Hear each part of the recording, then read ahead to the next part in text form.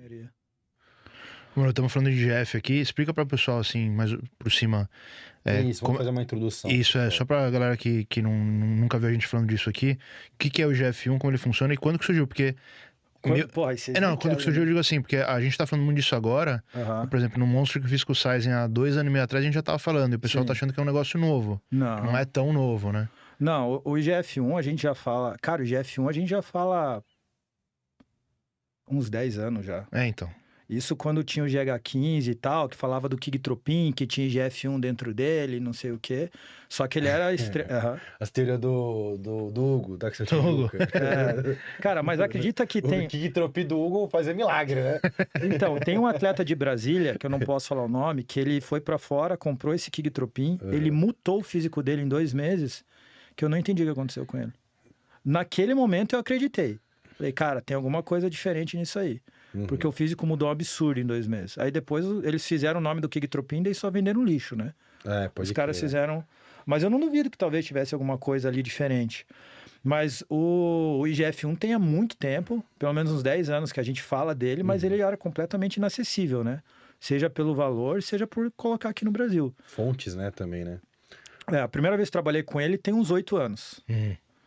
E depois levou muito tempo para conseguir trabalhar com ele de novo. E porque primeiramente o IGF-1 ele era tipo um peptídeo que era tipo assim, o pessoal conseguia meio que adquirir ele porque era algo que estava sendo estudado.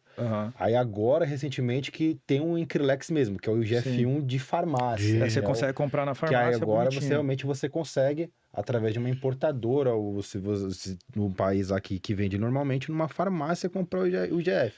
Antes era um negócio que era tipo... dentro de pesquisas, né? Animais também, né? Quando estava saindo a LR3 e o DS, né? Isso também há uns 10 anos atrás, se falava mais deles do que do próprio Mercassemina, inclusive. Isso. Nem se falava nem se falava do Increlex propriamente dito, era mais LR3 e DS, cara. Que esse eu tive a oportunidade de usar os dois e eram bem interessantes também. Bem interessantes. Só que é difícil achar hoje em dia confiável. Então os caras lá fora já estão usando isso aí há muito tempo já. O pessoal lá fora, digo assim, os gringos. O pessoal da época do Coleman já os Olímpia. Cara, do Coleman... Coleman, assim, da parte final do Coleman. Pode ser, cara. 2003, 2005. Porra. Se o Coleman não usou, imagina o Coleman um dia. Imagina... Cara, eu fico imaginando ele hoje em dia, como é que ele seria, cara. Acho que os primeiros relatos é 2005, acho, que eu tenho base. É difícil dizer. Eu nunca acompanhei esse histórico assim para investigar, para ver realmente quando saiu. Os caras daquele volume, aquele tamanho, aquela qualidade, só com texto e tremo, realmente. O Coleman fala numa entrevista que ele falou que se arrepende de ter usado peptídeos. Aí peptídeos a gente pressupõe... Pode incluir... o IGF, entendeu? Que é o único... Que ele falou assim, não, o GH realmente foi válido, mas ele disse que peptídeos deu uma estragada no físico dele. Quando você fez as mentorias, eles comentaram alguma coisa de F1, Milos, os caras? Assim, não usam nenhum... Talvez o Frag, um ou outro comentou sobre o Frag, o Frag P6. é muito usado, né? Gosto bastante do Frag. Dos peptídeos que tem, eu só gosto de 2, na verdade. Tirando, obviamente, o IGF-1, só que... E... A maioria até contra. Não, se for gastar dinheiro com isso, compra GH mesmo. Eu acho que mais pelo fato de você não ter a certeza do que você vai usar, né? Mas não trabalham com isso não, cara. Não trabalham com isso. Só o IGF-1 que... Só que daí a galera não tem grana, né? Então, o mais abuser, por exemplo, que era o Spin, nunca nem chegou a tocar no assunto. Interessante. Que agora o pessoal fala de Increlex como se fosse o novo GH, né? O novo milagreiro. Né? Como se viesse só agora. E sabem pouco sobre ele, né? Tipo, ele tem umas vantagens bem interessantes, na verdade, o IGF-1. Uma que eu tava vendo esse tempo atrás, né? Eu não cheguei a botar na prática para ver, mas o aumento de neurotransmissor motor, então você aumenta a tua capacidade de aprender uma nova habilidade, por exemplo. Pô, isso é um negócio interessante pra caramba, dependendo do tipo de situação. Ajuda na recuperação de lesão, por exemplo. Isso é algo interessante também, se você parar para pensar, principalmente LR3. Então, tem atleta que lida com lesão usando ele, por exemplo. Só que aqui a gente não consegue colocar, né? Infelizmente, não traz para cá. Não consegue pôr em prática, né? Não ter acesso a coisa, né? O DS, por exemplo, que é um que a gente usa de forma local, né? Com efeito de hiperplasia, quando eu pude testar, cara, ele era fantástico, velho. Você vê resultados realmente aparentes, É né? resultado de hipertrofia e hiperplasia local de uma forma, não é gritante, mas assim, você conseguir mudar um pouco o desenho da musculatura, o contorno, era um negócio que você não consegue fazer de uma outra forma, cara. Era bem interessante. Isso acho que veio na época foi comprado lá no Canadá, acho, cara. O Canadá é pioneiro nessa questão de É, peptídeo, né? é. E só que daí não consegui mais. SARMs, né? SARMs e peptídeo, o Canadá sempre foi muito à frente. É mais liberal nesse sentido, Acho né? que tinha muita pesquisa lá, né? Isso, tem E muita aí, pesquisa. como você mesmo tinha falado, né? Daí mandavam direto do laboratório e tal, não sei se Uhum. desviavam.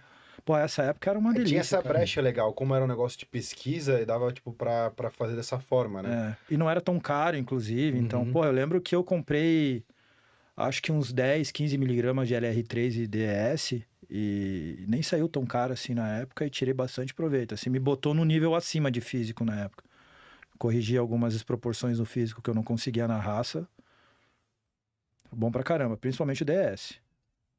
Que nem Interessante. acha mais ele, inclusive, eu acho. Alto nível isso aí, pessoal. Ele tá falando do mais alto nível. O É, nome da live protocolos é esse. avançados, É, né? assim, Protocolos se eu fosse avançados. indicar, por exemplo, para escolher um peptídeo, se você tiver acesso, compra LR3. Uhum. O que fala, eu nunca tive a oportunidade de trabalhar fora no passado só em mim, né? Mas eu também não sei a qualidade dele. Mas o que se fala dele é que tem um tempo de ação mais longo e tem um benefício muito mais duradouro do que o próprio GF1. E com os atletas que você trabalha hoje, O que qual peptídeo que você vê mais resultado, assim? Quando você consegue utilizar o peptídeo como atleta? O Frag, que é o mais fácil de você ter confiável, né? Não é um peptídeo que é caro, acredito eu que seja mais fácil de você conseguir sintetizar, Uhum. né? Ele é específico para lipólise, para perda de gordura, né? Então, é o que eu mais gosto de usar, cara. Eu gosto de usar ele com insulina, inclusive. Aham. E o P6, né? O GHRP6. Que é aquele da fome, né? Aquele que É, causa que uma fome no cara. na maioria das pessoas ele aumenta o apetite, mas ele cobra um preço também por causa disso, né? Qual esse preço? Que é importante salientar isso, Ah, por exemplo, ele aumenta bastante a pressão arterial. Uhum. que é algo perigoso. É algo perigoso, é algo ruim. Distensão abdominal também, algumas pessoas sentem bastante com ele. Né? Porque no final você usa esse GHSRP para estimular a secreção de insulina, né? Uhum. De insulina não, de GH. No final das contas, o intuito é esse. Daí um benefício extra dele, nesse caso especificamente do P6, é auxiliar no apetite, né? Mas geralmente o pessoal sofre um pouco, tem muita dor de cabeça, né? Tem um pouco de mal-estar, aí não é com todo mundo que dá para trabalhar. Pâncreas funciona lucidamente, né? Os negócios que é tudo que fica secretando ali. O pâncreas. Não, não, acho que é o pâncreas, ou não? Não, que mexe com a insulina ali, não, não é não. Não, sim, é no pâncreas que é. Isso. Sim. Porque assim, que eu tenho de relato, o pessoal que teve problema no pâncreas depois, de tanto uso de peptídeo. Eu acho que o Adam falou disso há algum tempo Isso. atrás, né? Aham. O Acho Adam que. comenta muito sobre isso. Com essas misturas de CJC, mais Ipamorelin, mais não sei o quê, eu imagino que deva trazer problema. É que eu nunca cheguei nesse nível, nem pesquisei. Uhum. Porque eu acho que é perda de dinheiro, honestamente. Porque fica quase insustentável. O próprio Frag mesmo, se você usar 1 miligrama, por exemplo, por dia, que é uma dosagem mediana, é difícil você sustentar dor de cabeça com ele já. Você Uhum. já sente um incômodo grande. Aí o P6 é ainda pior, cara. Então é um negócio muito sensível para um cara, até para um atleta de alto nível, tá mexendo com isso, né, cara? Numa dosagem que você realmente sente vantagem, você vai pagar um certo preço ali, cara. Mas se eu fosse escolher dois para usar, os únicos os dois que eu indico é o P6 por causa do apetite e o Frag por conta da questão do auxílio na perda de gordura. É Mais meio nenhum. contraditório isso, né? Assim, porque às vezes, pô, às vezes o cara que nem o Phil Heath, pô, o cara é o Phil Heath no nível que ele chegou. Talvez ele realmente não precisou estar usando esse tipo de recurso para chegar naquele nível, porque ele já foi privilegiado geneticamente. Se o cara não tem esse privilégio genético, às vezes o cara não precisa realmente estar usando tanto artifício louco assim, né, cara? Ah, não sei, mano. Acho que ele vendo lá o Jay chegando, ele falando, pô, não tem um negocinho aí pra. Acho difícil. Esse cara, você sabe, se falar que O tem. que O você cara não. acha, Que mano? Porque, injetar por merda exemplo, vai assim, crescer, o cara vai injetar, eu não mano. vejo o Ramon chegando no extremo desse, tá ligado? Não, eu Precisa acho que chegar no tem a questão extremo do desse. peso também, A né, com o Ramon, questão, né? não, eu tô falando assim, a questão de, tipo assim, o cara que tem uma genética tão foda, o cara tá num alto nível desse, o cara não precisa se sujeitar. Isso tá sim, usando ele tem um tanto privilégio. recurso. Exato, Ele tem o privilégio de conseguir muito com pouco, né? Isso. E eu Qual acho a que ele sua escolhe opinião? com mais inteligência, né? Não vai se Uhum. colocar em risco, assim, colocar a carreira em risco. Um cara como o Phil, por exemplo, né? Se o cara tem recurso para usar IGF-1, GH e hormônio de qualidade, não tem porque ele ficar socando outros peptídeos para dentro, que ele não tem nem ideia da qualidade, porque não vai vir da mesma Padrão, né? tão confiável como, por exemplo, o Increlex, e se colocar em risco, né?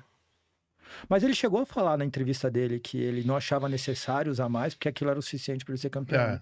Né? Isso eu acho meio um pouco de arrogância demais já. Tipo, não, vou só nesse nível aqui, é o suficiente, Isso. correr o risco de perder no ano seguinte. Vou ter a quinta marcha aqui, a quarta marcha, e vou ganhar a corrida aqui, né? Eu sei que ele era confiante, mas eu não sei se eu correria esse risco, honestamente. Então, estou falando, eu imagino ele lá vendo os caras, batendo na trave lá. Cai, né? O Kai o Kai. Mas eu acho que dele poderia aumentar o IGF-1, poderia aumentar o GH e o restante manter e vai acompanhando. Você acredita naquela questão da texto, que ele ganhou o Nationals? Ali ficou meio que fora de. Assim, depois eu vendo, ele ficou assim meio jogado, né? Porque assim, ele falou assim: eu ganhei o Nationals tomando 500mg de texto e uma ampola de Deca na semana. Tá, mas em que período da preparação? Num off total? Entendeu? Não ficou assim. Deu a entender que ele só tomou aquilo pra subir. Pra subir, né? Mas ele pode ter usado num período da preparação e depois ter sentado o pau ali, né? Na finalização. De tudo que ele falou, eu acho que esse é o mais difícil de acreditar. Porque o físico dele no Nationals estava muito bom, cara. Tava bem seco, estava com muito volume. Se for comparar, por exemplo, com um cara que é muito bom, com uma ótima genética, o próprio Ramon, né? Acho que o Ramon usou mais para tentar bater aquele físico. Então, eu acho difícil ele atingir aquele físico só com 500 de texto e, sei lá, 100 de Deca, 200 de Deca. Aquilo eu não consegui confiar. Não foi ele que falou que ele não tinha usado o GH até ganhar o primeiro Arnold? Isso. Acho que até o segundo Arnold, né? Mas ele... Segundo... Não, acho que até o Arnold. Né? Ganhar, porque ele falou em 2008, né? Até onde eu sei, ele não ganhou o Arnold em 2008. 2008 eu acho que ele foi top 5 no Olímpia. 2009 ele entrou sinistro. Show, não foi um negócio assim? Deve ser Arnold, não. Porque daí pra mim não tava batendo. Porque em 2009 ele perdeu pro Kai. E ele tava absurdo, cara. Todo mundo achou que não foi certo. E 2009 pra mim não tinha como ele entrar sem GH com aquele físico já. 2009 ele... Acho que até 2008 ele não usou GH. Daí pode ser. Daí em 2009 ele entrou cagado porque ele teve um problema, passou mal. 2008, acho. Que ele pegou top 5 no primeiro dia e top 2 no segundo. Foi o ano que o Dexter ganhou. Não lembro, mano, se foi 2009 ou 2008 que ele passou mal. Teve uma intoxicação, foi em 2008. Ele foi em quinto. Acho que foi isso aí. Daí 2009 o Jay ganhou, com o melhor físico dele pra mim. E 2009 o Phil, ele pegou top 2, perdeu pro Kai. Aí não batia muito calendário pra mim também na entrevista que ele contou lá. Você acha que ele chegou naquele nível sem GH? Do Arnold de 2009 eu acho impossível, cara. Você não pode perder essa oportunidade. Então, se você quiser saber mais, clica aqui no link abaixo e adquira minha mentoria completa. Garanto pra você que vai valer muito a pena.